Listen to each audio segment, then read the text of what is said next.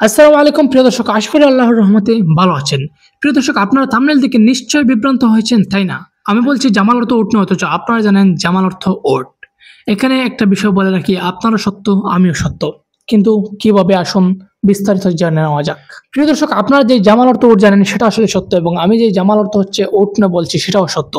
কিন্তু আপনারা যে জামাল অর্থ মানুষের নাম বোঝেন সেটা আসলে সত্য না।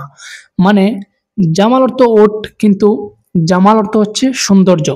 এখানে একটা বিষয়ের পার্থক্য লক্ষ্য করুন, যে একটা হচ্ছে জামাল আর আরেকটা হচ্ছে জামাল, মানে আলিফের একটা পার্থক্য আছে।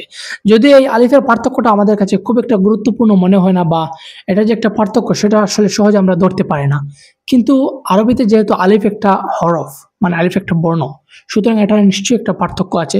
যেখানে একটা আলিফ আছে সেখানে নিশ্চয়ই একটা অর্থের পার্থক্য আছে। আমরা যদিও বলি জামাল আর জামাল এক, কিন্তু আসলেই তো জামাল আর জামাল এক নয়। মানে একটা হচ্ছে জামাল ওট আর একটা হচ্ছে জামাল মানে হচ্ছে সৌন্দর্য।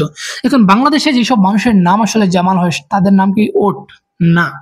আপনারা নিশ্চয়ই দেখেছেন, অনেকে ভিডিও তৈরি করে হাসাহাসি করেন বা মজা নেন যে আরবরা যখন আমাদেরকে জামাল নাম দিয়ে ডাক দেয় তখন তারা আসলে ওট বলে, কিন্তু না, তারা আসলে আমাদের সৌন্দর্য বলে, মানে জামাল বলে, জামাল বলে না। তো এতক্ষণে নিশ্চয়ই আপনাদের সেই বিভ্রান্তি কেটে গেছে, তাই না? আসুন আরেকটা শব্দ জেনে নেই, এরকম বিভ্রান্তিকর শব্দ। তারপরে আমরা যে জামাল এর বহুবচন জেনে নেই, মানে ওটের বহুবচন কি?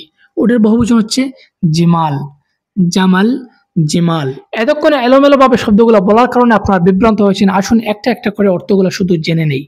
জামাল, ওট। জামালের বহুবচন হচ্ছে জিমাল, মানে ওটগুলো। আর মানুষের নাম যেটা জামাল হয় সেটা হচ্ছে জামাল। জামাল অর্থ হচ্ছে সৌন্দর্য। জামাল অর্থ হচ্ছে উট, কিন্তু উটনির আরবে কি? উটনির আরবে হচ্ছে নাকা। নাকা, নাকা অর্থ হচ্ছে উটনি। এবার আসুন আরেকটা শব্দ জেনে নেই, যেটা হচ্ছে মাজরা। তো মাজরা এটা আসলে শুদ্ধ উচ্চারণ না, এটা শুদ্ধ উচ্চারণ হচ্ছে মাজরা। মাজরা অর্থ হচ্ছে খামার। মাজরা এর বহুবচন হচ্ছে মাজারা। মাজরা, মাজারা। মাজরা হচ্ছে এক বচন এবং মাজারা হচ্ছে বহুবচন। আর মুজারা অর্থ হচ্ছে কৃষক। এখানে আবার আরেকটা পেছ লেগে গেছে, তাই না? যেটা হচ্ছে ফাল্লাহ অর্থ হচ্ছে কৃষক, কিন্তু আমি বলছি মুজারা অর্থ হচ্ছে কৃষক। আসলে এটাও বিস্তারিত জেনে নেওয়া যাক। ফাল্লাহ দিয়ে আসলে কৃষক বোঝায় এবং মুজারা দিয়েও কৃষক বোঝায়, কিন্তু ফাল্লাহ হচ্ছে সেই সব গ্রামাঞ্চলে নিজেদের খাবারের জন্য কৃষি কাজ করেন, মানে নিজেদের প্রয়োজন মেটানোর জন্য, নিজেদের চাহিদা মেটানোর জন্য কৃষি কাজ করেন। যারা বীজ বপন থেকে শুরু করে হাল চাষ সব কিছু করে থাকেন, তারা হচ্ছে ফাল্লাহ। আর যারা প্রফেশনালি, মানে যারা আসলে বাজারজাত করার জন্য, যারা বিক্রি করার জন্য বিভিন্ন ধরনের খামার তৈরি করেন, মাজরা তৈরি করেন, তারা হচ্ছে মুজারা। মুজারা। আসলে বাংলাদেশে একটা বিষয় হচ্ছে যে খামার যেটা বলে সেটা আসলে খামার দিয়ে খুব একটা বড় কিছু বোঝায় না। আমরা আসলে মনস্তাত্ত্বিকভাবে আমরা বড় কিছু বুঝি না। যখন বলা হয় ফার্ম, তখন সেটা বুঝি আমরা যে কেউ একজন ব্যবসায়িক উদ্দেশ্যে কিছু একটা করেছে।